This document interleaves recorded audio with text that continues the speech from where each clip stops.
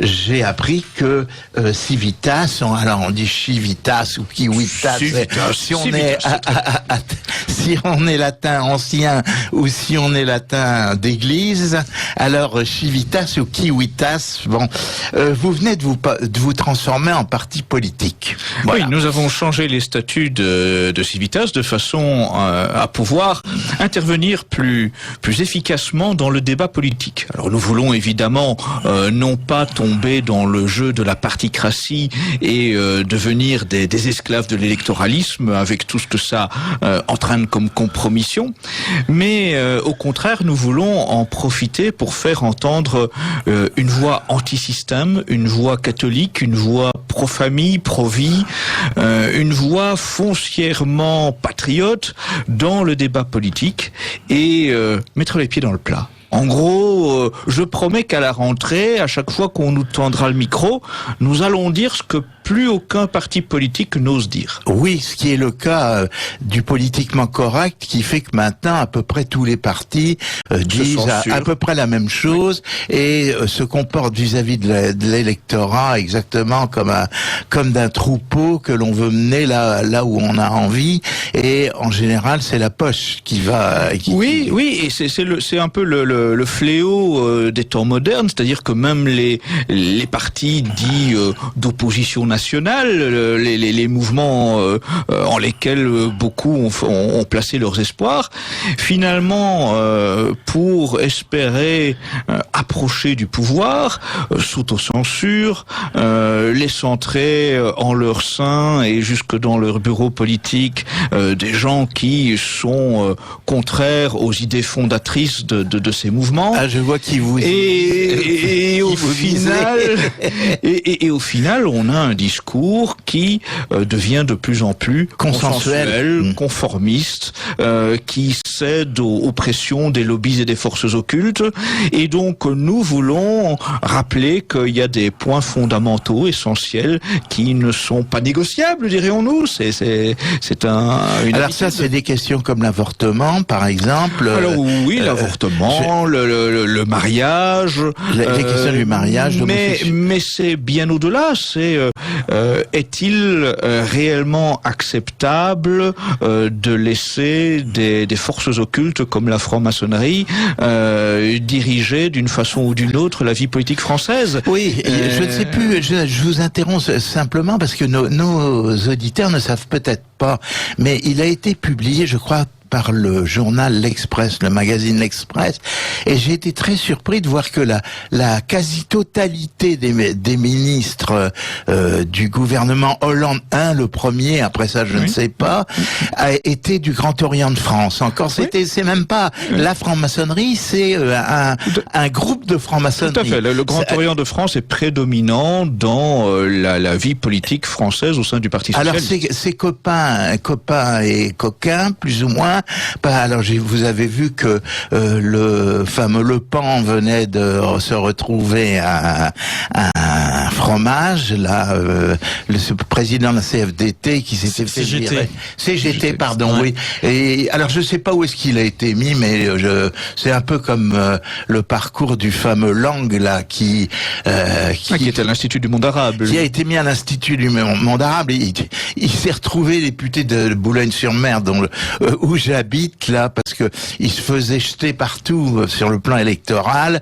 On l'a mis dans une circonscription où il était sûr d'être élu parce que la gauche faisait 72% des voix. Lui, il en a fait péniblement 52 et sont finalement les militants du Parti socialiste qui l'ont mis dehors. Oui, je vous en prie. Oui, moi j'ai une anecdote que donnait Christine Boutin dans une conférence il y a une vingtaine d'années, lors de sa première législature. Elle disait que quand elle est arrivée à l'Assemblée nationale, au Palais Bourbon, elle a observé les antagonismes gauche-droite, etc. Et puis elle s'est très vite rendue compte que hors de l'hémicycle, en fait, l'antagonisme se passait exactement entre francs-maçons et non-francs-maçons, et que un franc-maçon de gauche et un non-franc-maçon de gauche sont beaucoup moins proches qu'un franc-maçon de gauche et un franc-maçon de droite. parce qu'il se retrouve dans les fraternelles parlementaires. Ah, tout à fait. Et oui, donc elle était un peu naïve, mais elle a découvert ce clivage qui n'était pas du tout fondamentalement le clivage partisan, mais le clivage maçon ou pas maçon, parce qu'il y en a encore, il faut pas non plus. Oui, ça compte voilà, pour elle, donc, ça compte énormément. Et donc elle a découvert que les lignes de partage de la politique française n'étaient pas celles qu'elle croyait. Alors donc, nous à Boulogne-sur-Mer, on avait eu puisqu'on parle de ça, on avait eu un maire qui s'appelait Langagne, qui a été ministre de la mer sous Mitterrand, qui était président de la fraternelle maçonnique. C'est-à-dire que c'était Sénat et Assemblée nationale et tout parti réunis. C'est la fraternelle parlementaire. C'est ce qui s'appelle la fraternelle parlementaire qui regroupe toutes les obédiences, enfin tous les maçons parlementaires de toutes les obédiences. C'est ça. Alors il a dû démissionner, enfin il s'est retrouvé éjecté parce qu'il a perdu les élections. Mais alors il avait un poulain qui s'appelle Cuvillier, qui a été ministre comme vous l'avez vu, qui est ministre des Transports et de la mer d'ailleurs, et qui s'est départi de ça. Il a dit non, j'en suis pas. Il a dit personne ne l'a cru. Je ne vous cache pas que personne ne l'a cru. Et pour dire à quel point cet aspect de la franc-maçonnerie est important dans la vie politique, en ce moment, nous allons rentrer en septembre dans une période électorale avec l'approche des présidentielles et des législatives, et les grands oraux ont commencé au Grand Orient de France. Et j'entends par là que différentes personnalités de la vie politique qui envisagent d'être candidats à la présidentielle ont commencé à se succéder dans ce qu'on appelle des tenues blanches au Grand Orient de France pour recevoir l'aval de la franc-maçonnerie. Alors quelqu'un comme Mélenchon, qui est membre du Grand Orient de France, a donc déjà fait son grand oral en tant que candidat à l'élection présidentielle, et il a été suivi d'Emmanuel Macron. Alors, mais question, il y a quand même beaucoup de règlements de compte entre frères là-dedans, entre loges, il y a entre obédience, il y a des loges assez divergentes, enfin. Oui, en plus de ça, il y a toute une série de scandales, d'affairismes qui entraînent des passages de certains d'une loge à une autre ou d'une obédience à une autre, mais disons qu'évidemment il y a une guerre qui consiste à vouloir s'emparer du marché franc-maçon, mais le Grand Orient prédomine sur le territoire français. Est-ce qu'il y a une homogénéité de pensée entre la Grande Loge de France et le Grand Orient? Parce que j'ai l'impression, j'ai connu des gens de la Grande Loge qu'est-ce que c'est? On avait aussi une loge écossaise de rite écossais à Boulogne, qui s'appelait la loge Godefroy de Bouillon. Et effectivement, dans leur salle de réunion, il y avait un gigantesque, une reproduction d'un vitrail de Godefroy de Bouillon qui est très très connu, et ces gens étaient plutôt démodérés, enfin pour autant que... Alors, il faut se méfier, disons qu'il y a des francs-maçons qui se prétendent déistes, et qui donc oui, j'en connais, c'est un dont qui faisait sa prière à genoux tous les soirs, et qui donc prétendent que du coup il ne participe pas à l'antichristianisme viscéral qui est promu par notamment le Grand Orient de France. Ceci dit, je pense que toutes obédiences confondues, ils ont quand même un point commun. Ils servent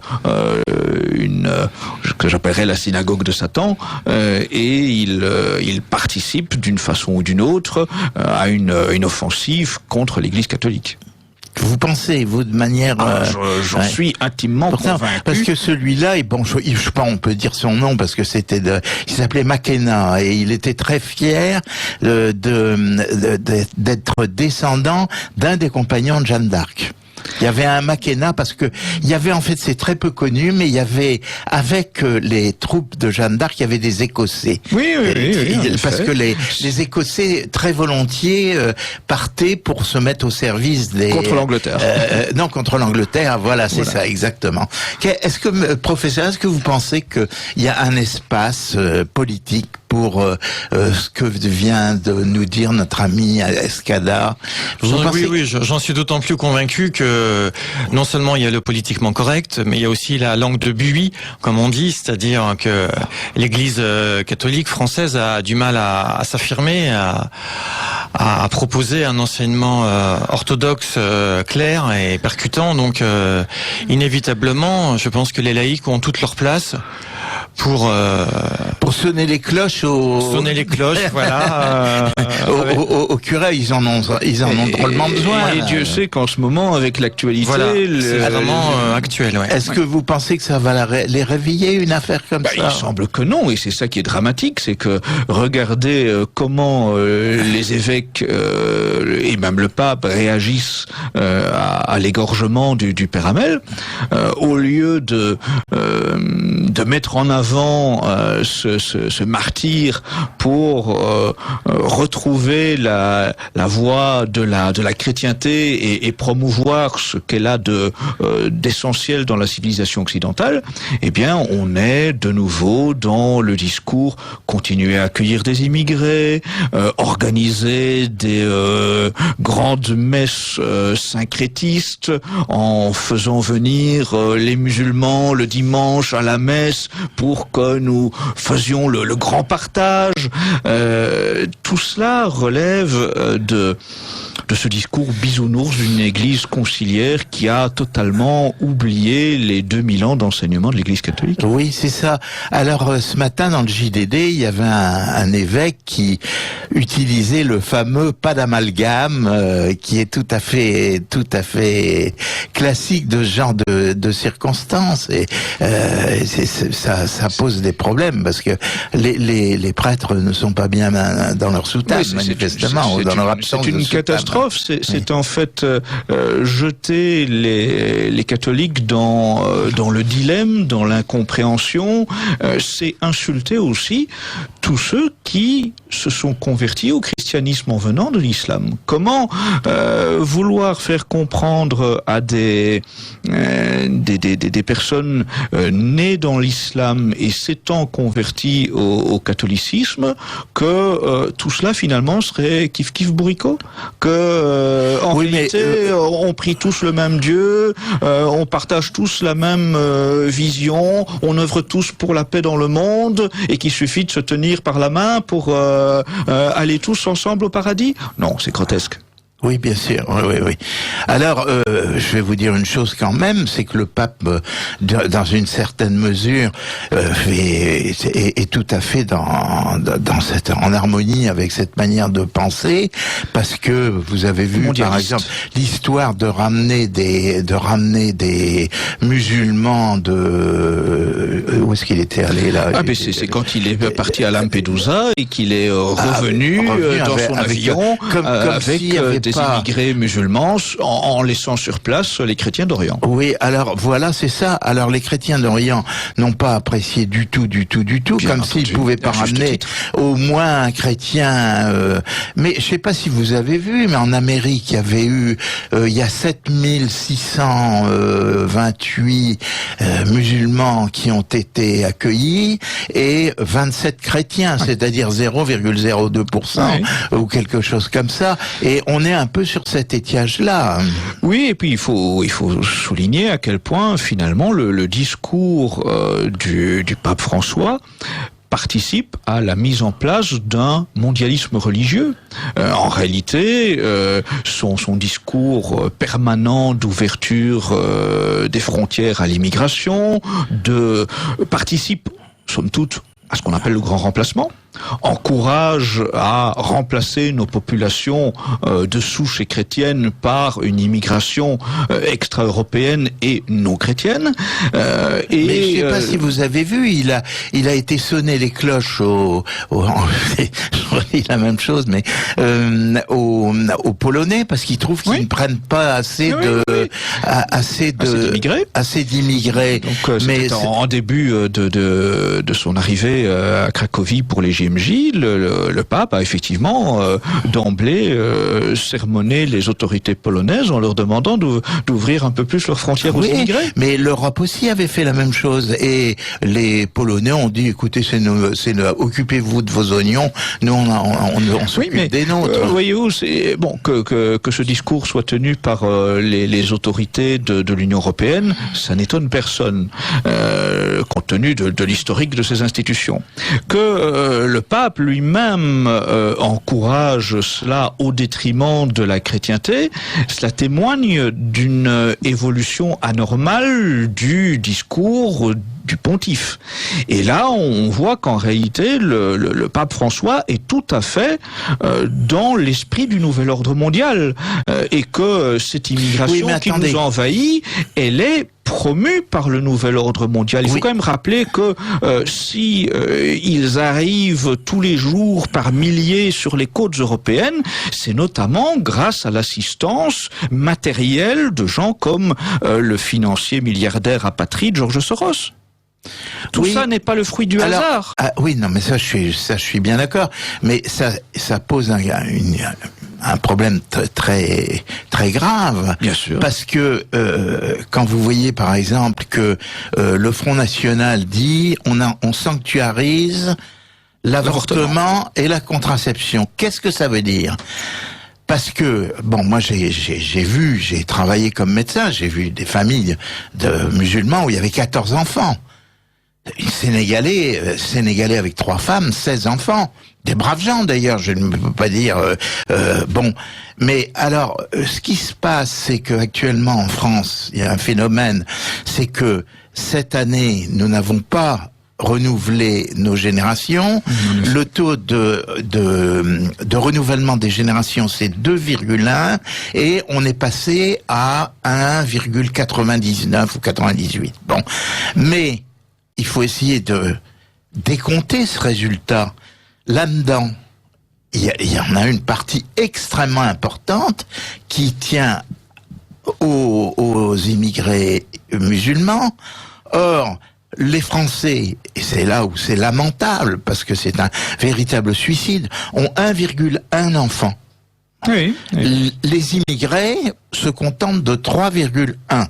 Oui. Bon, mathématiquement, on est voué à disparaître, surtout quand on fait rentrer chez nous 200 000 immigrés qui sont majoritairement musulmans. C'est l'équivalent d'une ville comme Bordeaux. Et quand c'est encouragé par toutes les autorités politiques, et que même ceux qui sont censés défendre la cause nationale prétendent qu'ils ne voient pas de grand remplacement. Je pense qu'il faut être aveugle pour ne pas voir le grand remplacement. Il faut n'avoir jamais pris un métro à Paris pour ne pas voir le grand remplacement. Il suffit d'aller à Belleville. Alors, nous avons déjà de nombreuses questions. Qu'est-ce que vous pensez, professeur, de ce que vient de dire notre ami Escada ? Vous pensez cela ? Vous pensez que ça... Disons, oui, je pense qu'on est assez mal parti parce que la dérive libérale libertaire que prend notre société, c'est-à-dire le refus de toute transcendance, du sacré, le manque de respect même de la loi naturelle avec le mariage pour tous, ça éloigne évidemment les musulmans de notre modèle républicain. Et on l'a bien vu à la manif pour tous, comme on dit, à Montpellier. On a eu des contacts très fructueux avec des musulmans qui ont commencé à remettre en cause la théorie du gender qui avait été spécialement mise à l'essai dans les quartiers immigrés de Montpellier, pensant que les immigrés n'étaient pas capables de comprendre. Et là, des femmes musulmanes se sont levées et ont remis en cause cet enseignement qu'on faisait à leurs enfants dans les écoles de la République. Et donc, il y avait des contacts intéressants en vue d'une réconciliation, si je puis dire, parce que c'est ça l'objectif. Et cette dérive de l'avortement, du mariage pour tous, etc., en fait, fait le lit favorise le fondamentalisme. La violence, c'est ce laïcisme qui crée la violence. Oui. Moi, c'est ce que je pense. On va répondre à quelques questions, mais il y a une question qui me turlupine depuis très très longtemps, qui est la suivante. C'est que nous assistons à une destruction programmée de notre pays, mais de la foi catholique. Bien sûr. Bon. Et c'est pour ça que des livres comme celui du professeur Dollier sont fondamentaux, parce que c'est des livres qui nous rendent espoir. parce qu'on se dit on peut encore être catholique actuellement. Et qui participe potentiellement à la rechristianisation. Voilà, et qui participe à la rechristianisation. Mais avant de répondre à la question que je vais vous poser, on répondra aux questions qui sont là. Oui. Il y a une antinomie que le professeur Dollier vient de souligner, qui est la suivante, c'est que d'un côté, ces forces destructrices de la nation, avec le gender, la promotion du mariage pour tous, il y a une antinomie totale entre cette démarche, je veux dire, qui est politique maintenant, bien sûr, et l'installation dans notre pays de l'islam. Le gouvernement est quand même pas suffisamment fou pour promouvoir quelque chose et son contraire. Remarquez, il faut. Alors je pense. Vous répondrez après. Vous répondrez après. Et on demandera au professeur aussi. Mais j'ai une réponse à ce sujet. Oui. Et on va parce que le principe de cher professeur, c'est de répondre aux questions de nos auditeurs. Voilà. Alors, la première question, toutes mes amitiés à Monsieur Dickès. Ah, merci. Que faire pour se défaire de cet espionnage de la part de la franc-maçonnerie ? Merci de nous parler de la franc-maçonnerie satanique. Monsieur Escada, que pensez-vous de ce pape ? Je suis révolté de voir que des musulmans, par provocation, décident de venir dans nos églises, eux qui ne sont pas baptisés. Avons-nous, nous, le droit d'aller dans leur synagogue ou leur mosquée ? J'invite les prêtres à relire dans Saint Matthieu, entre guillemets, mes prêtres se sont livrés aux prêtres de Baal. Mais il faut dire que pour le coup la provocation ne vient pas des musulmans, c'est pas les musulmans qui s'invitent dans nos églises ce dimanche, ce sont les évêques de France qui demandent aux musulmans de venir assister à la messe. Et donc le drame il est là. Le drame, il est dans la confusion générale. Et pour le reste, je veux bien concevoir que beaucoup de musulmans qui répondraient à cet appel le feraient dans une démarche de bonne volonté. La gravité, elle est dans le chef des évêques qui, par ce biais, participe à un syncrétisme religieux et trompe à la fois les catholiques et les musulmans sur ce qu'est la religion et sur ce qu'est la messe. Alors, par ailleurs, la franc-maçonnerie, que faut-il penser du pape et de la franc-maçonnerie, c'est que, me semble-t-il, ce pape ne fait pas non plus rempart à ce que met en place la franc-maçonnerie. On sait que il y a un combat eschatologique permanent entre la franc-maçonnerie et l'Église catholique. Or, aujourd'hui, il y a un silence total de l'Église par rapport à ce combat eschatologique et par rapport à la nocivité de la franc-maçonnerie. Vous savez que j'ai écrit un livre sur Hyde de Boulogne, qui était la mère de Godefroy de Bouillon. Les circonstances de la première croisade, c'était ça, le comte de Flandre, puisque c'est dans votre coin, était parti en pèlerinage avec une colonne de pèlerins qui a été massacrée à Erzek en Turquie, et il est revenu avec quelques-uns des survivants, et il a été se jeter aux pieds du pape de Urbain II en disant sa sainteté, on peut pas continuer de laisser égorger nos pèlerins qui vont là-bas.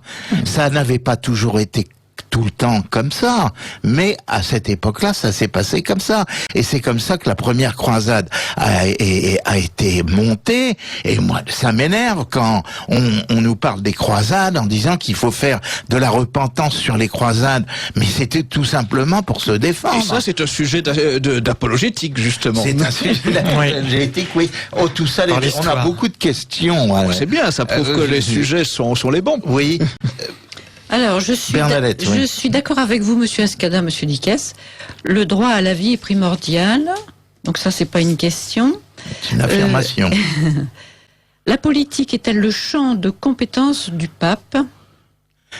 Ah ben c'est justement aussi un élément intéressant du langage du pape.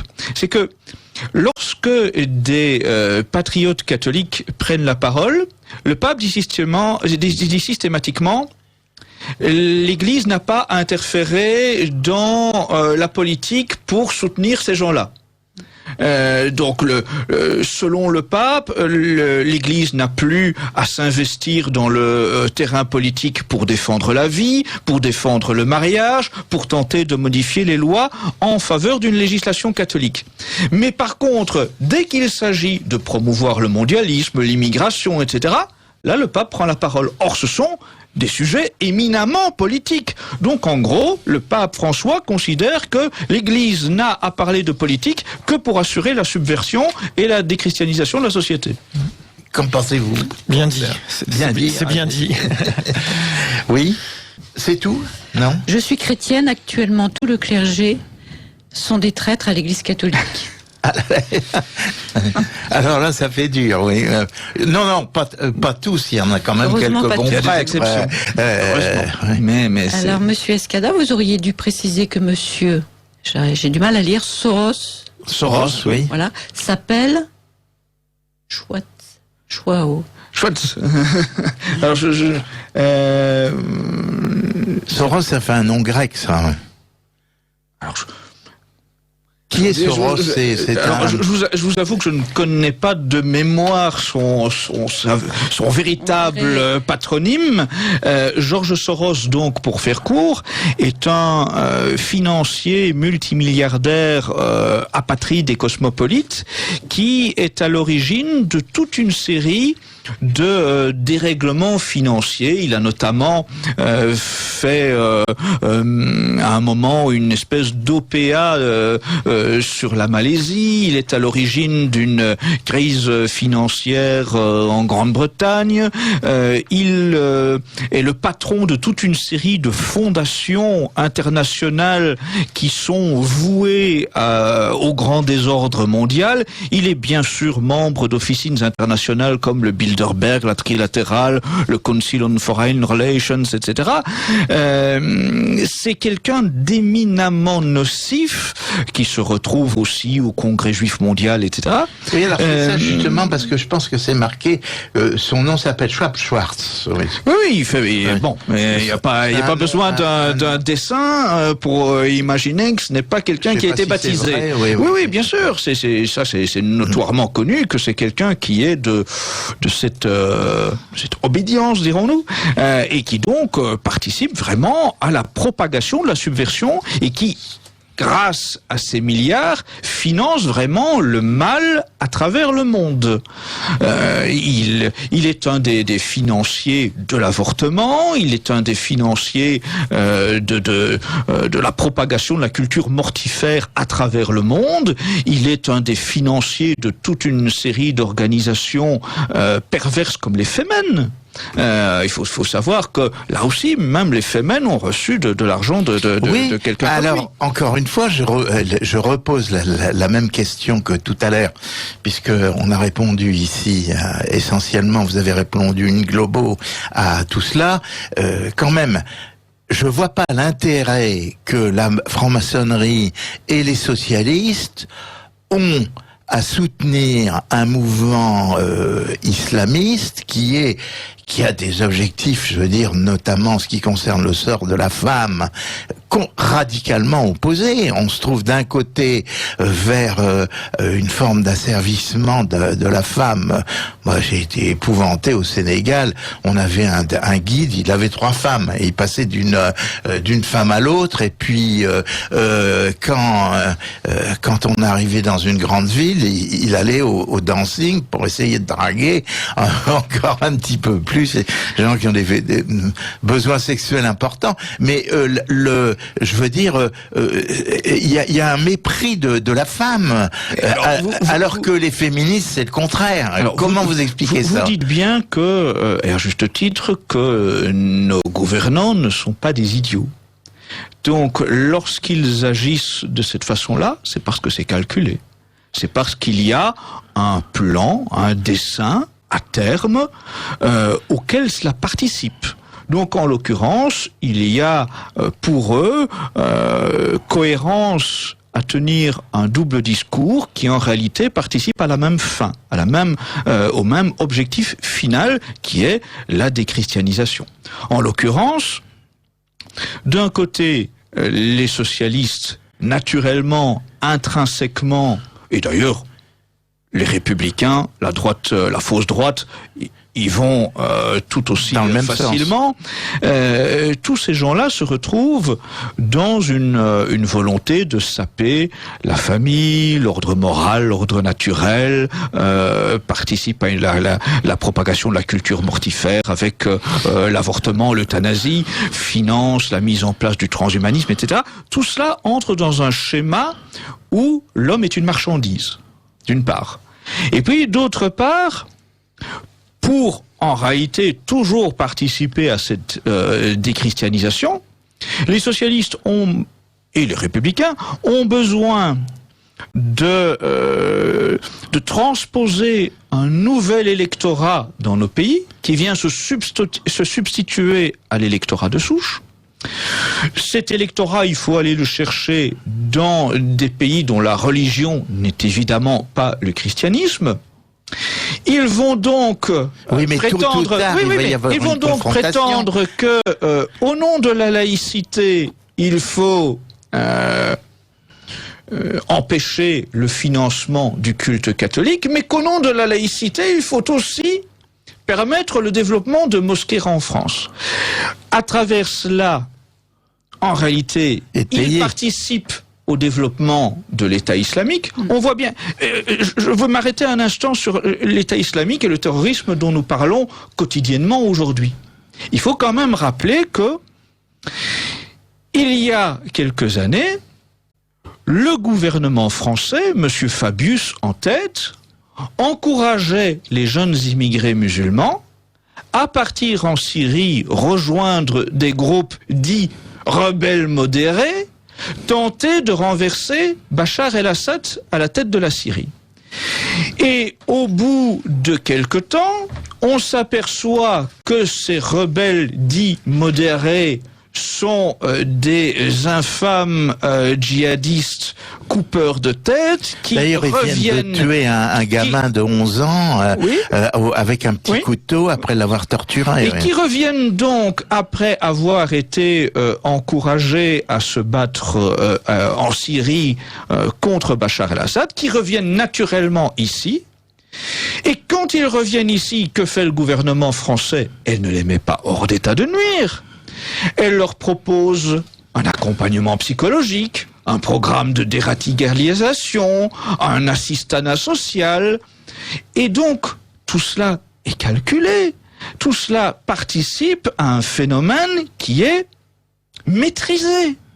Et je ne peux pas croire un seul instant que le gouvernement, les services de renseignement ne sont informés qu'a posteriori des événements, parce que en réalité, ils sont à l'origine de ce qui se passe. Oui, mais attendez, vous n'avez pas répondu à ma question.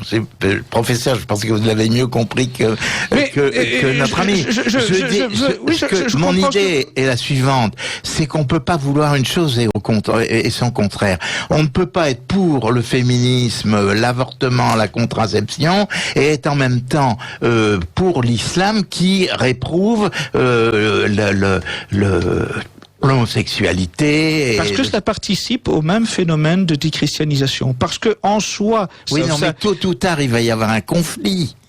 Mais tôt ou tard, non, parce que, en tout cas, parce que dans leur schéma de pensée, ils voudront sonner la fin de la récréation musulmane, ils y arriveront, parce qu'ils s'imaginent entre autres que lorsqu'ils en auront envie, ils parviendront à réformer l'islam à la façon d'une révolution française dans l'islam, comme ils l'ont fait avec le Concile Vatican II dans l'Église catholique. Ils sont persuadés qu'ils sont de parfaits maîtres du monde en mesure de toujours contrôler la chose.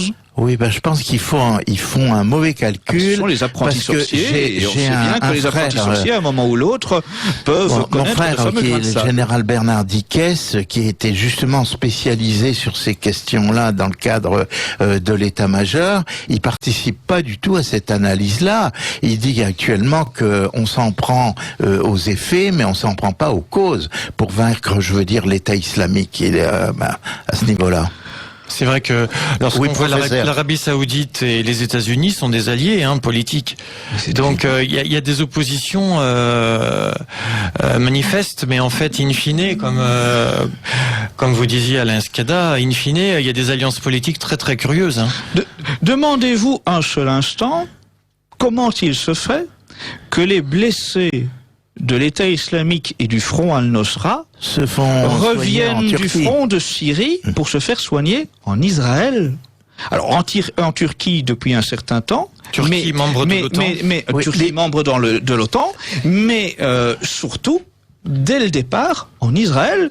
Expliquez-moi comment il se fait que, et c'est reconnu, alors là pour le coup il y a même eu des reportages à ce sujet sur la télévision israélienne, notamment I24, comment se fait-il que l'État israélien accueille en ses hôpitaux les blessés de l'État islamique et du front Al-Nosra?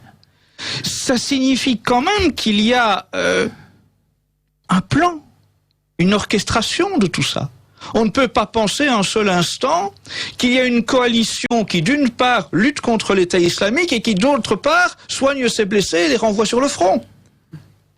Oui, alors je ne sais pas très bien ce que cherche Israël dans cette affaire-là, sinon parce que en réalité, des hauteurs du Golan, c'est la Syrie, qui est à côté.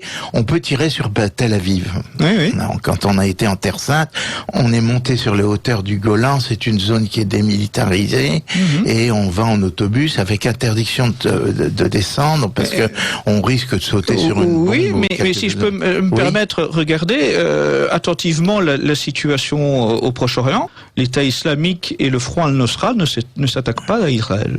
Et d'ailleurs, il existe des interviews de responsables, notamment du front Al-Nosra, disant que Israël n'est pas leur priorité. Quelques questions. Pour rechristianiser la France, il faut occuper tous les territoires français. Monsieur Chirac, en son temps, quand il a été en Algérie, les Algériens lui ont demandé des visas. Aujourd'hui, ces personnes entrées en France ne sont-elles pas celles qui font du prosélytisme musulman ? Moi, ça me semble évident, mais ça dépend des endroits. Je crois que ça doit être très variable.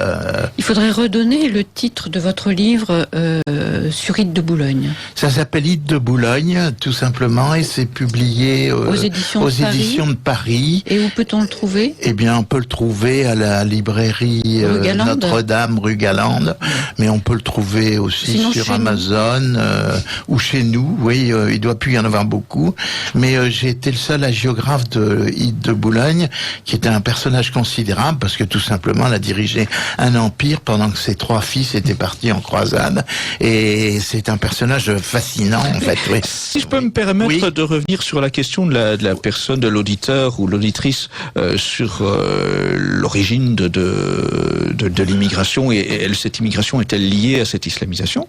Encore une fois, je pense que dans toute cette question aujourd'hui de la présence d'un terrorisme islamique en Europe généralement et en France plus particulièrement, il faut quand même se rendre compte que il faut remonter à l'origine, et c'est-à-dire il faut remonter à l'arrivée massive d'immigrés dans les années 70 avec au départ l'assurance qu'ils ne resteraient pas, qu'ils viendraient uniquement travailler momentanément.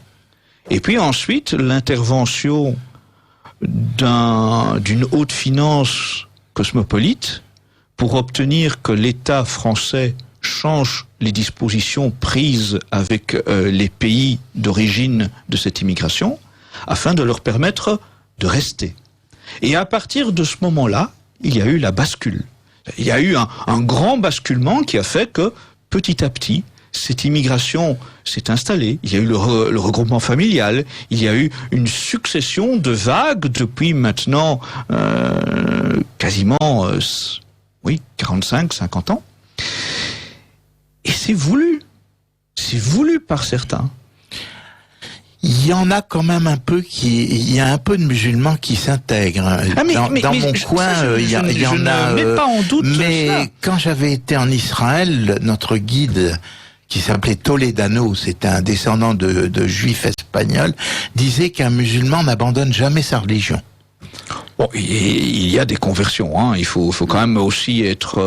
Il y en a, heureusement. Il y a des conversions. Oui, on cite le Kurdistan, on cite même en France, le Turkménistan. Je me souviens à Pâques de l'annonce des baptêmes d'adultes à Saint-Nicolas du Chardonnay. Il y avait parmi eux des musulmans qui s'étaient convertis à Pâques. J'en ai rencontré d'ailleurs à Radio Courtoisie. Donc, je pense que la question, ce n'est pas qu'il n'existe pas de musulmans qui s'intègrent ou même qui s'assimilent.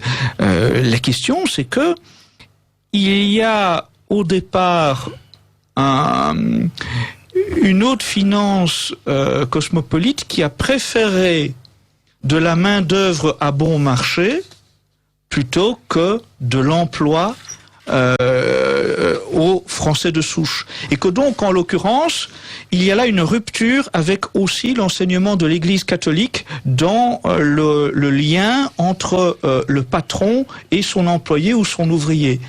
Le patron chrétien a pour devoir de gérer son entreprise et son personnel en bon père de famille.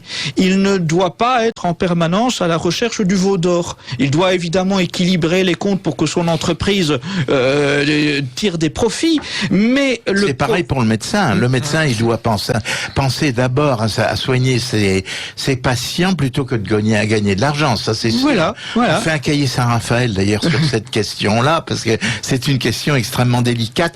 Il y a des questions peut-être. Oui. Alors, dès 1738, l'Église catholique, dès la naissance des premières loges, a prononcé à l'encontre des frères une sanction extrême, l'excommunication. Le Vatican a publié sous la plume du pape Clément XII la bulle Illenimenti. Les foudres de Rome sont tombées sur ceux qui professeraient le contraire. Alors, il n'y a pas de question. Il n'y a pas de question, c'est une affirmation. Oui. Alors, dites, on n'a même pas encore commencé notre sujet emporté par la verbe. Alors, parlez-nous rapidement, parce que j'aurais voulu qu'on parle aussi du livre du professeur Dollier, qui me semble tout à fait remarquable sur beaucoup de points. Alors, vous pensez trouver un espace politique avec Civitas dans la vie publique ? Alors, écoutez, je ne lancerai pas cette initiative à la rentrée si je pensais qu'elle n'avait pas sa raison d'être. Je pense que, objectivement, les catholiques aujourd'hui, d'une façon ou d'une autre, sont des orphelins politiques. Je pense qu'il y a une vraie place à prendre. Vous avez pas mal de gens qui vous supportent apparemment. Enfin, moi j'en ai vu beaucoup. Oui, et je dois dire que depuis l'annonce de cette transformation statutaire et la couverture médiatique que cela a entraîné, eh bien nous voyons avec satisfaction que des gens nous contactent pour le coup vraiment de tous horizons. C'est-à-dire que bien sûr des catholiques traditionnels se montrent très satisfaits de la chose, mais bien au-delà de ce milieu de catholiques traditionnels, nous sommes contactés par des gens déçus de la politique, du système, des gens qui ne sont pas des catholiques de tradition, des gens qui ne sont même parfois pas des catholiques du tout, mais qui ont en tout cas compréhension que finalement, au bout du compte, si on laissait tomber la République maçonnique pour la remplacer par un État catholique, eh bien, ça serait bénéfice pour tout le monde. Certainement, oui. Les francs-maçons n'ont plus beaucoup de... Enfin, je veux dire, actuellement, ils ont une importance politique terrible, mais ils sont très mal vus chez nous maintenant, actuellement. Peut-être parce qu'il y en a trop. Et d'ailleurs, même y compris chez les immigrés. Alors, mon cher ami Escada, vous allez vous lancer dans une affaire qui est très très difficile. Vous allez avoir besoin de munitions. Qu'est-ce que vous avez actuellement comme munitions? Alors, il va nous falloir d'une part trouver beaucoup de volontaires. Ça, c'est le grand appel que je lance à votre micro aujourd'hui à Radio Courtoisie. Il va nous falloir beaucoup de volontaires, beaucoup de gens prêts à nous aider, à la fois des gens gens compétents pour nous aider dans leur domaine de compétences à rédiger les argumentaires. Il va nous falloir beaucoup de gens volontaires pour implanter le mouvement territorialement. Il va nous falloir trouver des délégués dans tous les départements, dans toutes les villes de France, et ça demande un engagement, un volontariat, une générosité dans la défense de la France catholique. Et puis bien sûr il va nous falloir quantité de caisses de résonance, et donc d'où l'importance des médias alternatifs. Bien sûr Radio Courtoisie en fait partie, mais c'est vrai qu'il existe aujourd'hui une quantité de médias alternatifs, je pense à différents journaux, à différents sites de Média Presse Info, de Rivarol, de TV Liberté, du journal Présent, des Cahiers Saint-Raphaël.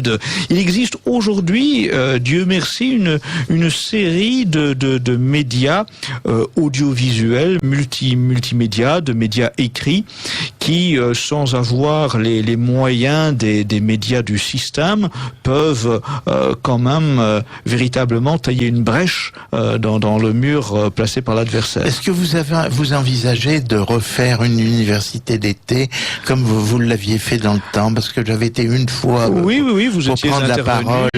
Effectivement. Alors nous allons bien sûr en réorganiser à terme. Dans l'immédiat cette année, nous n'envisageons pas de faire d'université d'été parce que nous devons profiter des dernières semaines qui nous séparent de septembre pour mettre tout au point. Je vous rappelle d'ailleurs, docteur, que vous êtes un de nos conseillers pour la rentrée en matière de programme bioéthique et médical, et que donc vous aurez aussi du travail à ce sujet. Voilà, il nous faut vraiment profiter des prochaines semaines pour rencontrer un maximum de gens, tester les uns et les autres, ceux qui proposent leurs services, notamment pour être des responsables locaux, mais aussi profiter de ces semaines pour contacter un maximum de conseillers potentiels. Il nous faut des gens qui, en matière d'économie, de finance, de fiscalité, de géopolitique, d'enseignement, de culture, de médecine, d'éthique, de tous les domaines en gros qui relèvent de la gestion de l'État. Il nous faut trouver des compétences. Vous savez, j'ai fait un véritable compendium de toute la doctrine de l'Église, puisque dans le cadre des Cahiers Saint-Raphaël, ça fait 17 ans que nous faisons des Cahiers Saint-Raphaël et que nous traitons au fur et à mesure tous les problèmes liés à la bioéthique. Et puis vous connaissez mes livres aussi qui ont pas mal de succès, puisque celui qui s'appelle L'ultime transgression va être réédité une troisième fois. Et nous sera bien utile pour aborder ces questions de transhumanisme, etc., qui sont effectivement aussi très effrayantes. Alors la question du transhumanisme est très très importante. Oui. Et je voudrais faire le lien avec le livre du professeur en rappelant une phrase du général Franco en visite chez Salazar au Portugal, et dans son discours à son arrivée au Portugal, le général Franco avait dit qu'il fallait voir toute la vie politique à la lumière de la théologie. Eh bien, c'est un peu cela que nous voulons faire à travers l'action de rentrée de Civitas, c'est de véritablement éclairer le message de l'engagement politique à travers la lumière de la théologie, et un ouvrage d'apostolat ne peut que nous être utile à ce niveau-là. Alors ça, je rappelle ce livre-là parce que il est fondamental, ce livre du professeur Jean Dollier, très facile à lire, c'est par petits chapitres très simples que l'on peut compulser. Si on n'en veut pas d'un, on va en chercher un autre. C'est remarquablement bien fait.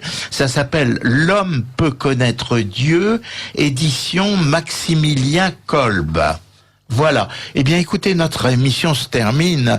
Malheureusement, on n'a jamais suffisamment de temps à Radio Courtoisie pour dire tout ce que l'on a à dire. Vas-y.